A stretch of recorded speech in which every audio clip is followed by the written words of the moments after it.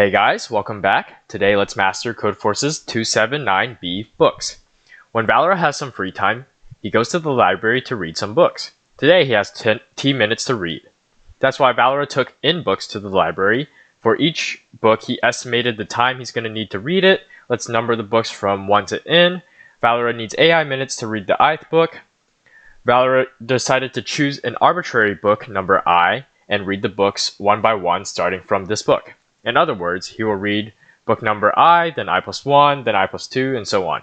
He continues the process until he either runs out of free time or finishes reading the nth book. Valera reads each book up to the end. That is, he doesn't start reading the book if he doesn't have enough free time to finish reading it. We're given inputs n and t, which is the number of books and the number of free time, and then a list containing the number of minutes Valera needs to read each book. So the intuition for this question is that I guess we can take a look at the test cases and play around with it a little bit. 3, 1, 2, 1, and we can see that the output is 3, so the maximum number of books Valera could read is 3, and we could see pretty easily that that's starting from this index here. If he starts from the earlier index, we run out of time and cannot read the next book, right? So in order to solve this problem, what we should do is we should keep track of a max books variable of some sort, and then we should keep track of how many minutes we're spending. And we can also use the two-pointer approach. So let's track our leftmost book. And what we should do is we should just start reading books until we hit our time limit. So remember, our time limit is t, and in this case, it's 5. So let's just read book 1. Boom. We can do that. Keep going. After reading book 2, we hit our time limit. Or we don't hit our time limit, but our time is 4, but we can't read the other one because we will hit our time limit, right? So let's just read the next book. We will have 6, but since it's greater than our time limit, we should remove books from the start. As in, like, we never really read those books in the first place, right? So that we're basically saying, instead of starting reading from 3, and then reading up to this 2-length book, getting a total of 6 minutes, we're actually just starting from this book that costs 1 minute, and we're reading to this 2-length book. So what we would need to do is just remove elements from the start until our number of minutes is under t again. So in this case, we can just remove 3, and we end up with 3 minutes.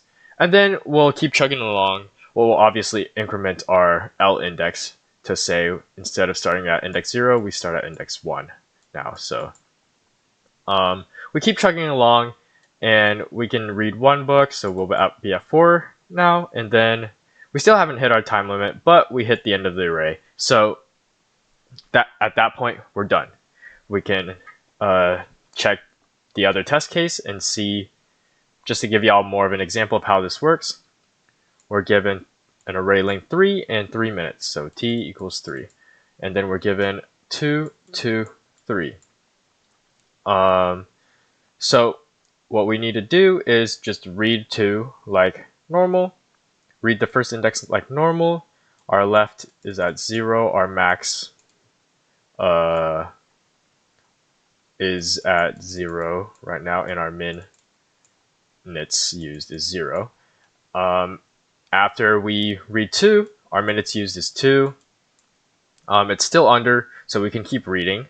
We read to the next one, our minutes is 4. It's over, so we have to act like we've never read the first book. We increment our L by 1, and we subtract it from our total minutes, and we get 2. And then, I guess I forgot to explain, but like every single time you should change our max by the maximum of the value we just got in any other previous maxes. All right, and then let's keep going. Can we read this book? It'll put us at 5. So then let's move our L index to 2, act like we never read the previous book, and subtract our previous book from 5, putting it at 3 again. So then our max books read would always just be 1, which would be our answer as outputted here. All right, now let's code this up. So first let's take in our test cases. We are given n and t equals map int input dot split. A equals list map. Let's just copy all this because I don't want to retype it. There we go. Now we are tracking our left index, our max books, and our minutes used. And we can iterate from the beginning to n. So this is our right index. For our in range in. So every time we read in a book, remember we have to increment our minutes by how long it took to read that book. So that's minutes plus equals AR. And then if our time limit is greater, if our minutes used is greater than our time limits, then we have to act like we never read the first few books until we get a minutes used under our time limit again. So we can do that with a while loop. While minutes is greater than our time limit, we should decrease the minutes used by minus equals AL, and then we should increment our L by 1 for every book we drop. Finally, we should increase, or we should recalculate max books by just taking the maximum of max books and books and R minus L plus 1. R minus L plus 1 is just the distance between the indexes, which is basically just how many books you're going to read. And then at the very end, we just print our max books. And that is our answer. If we take a look at my submitted solution, just run it for the test cases, make sure it works, and yeah, there you go. If y'all like this video, be sure to like and subscribe.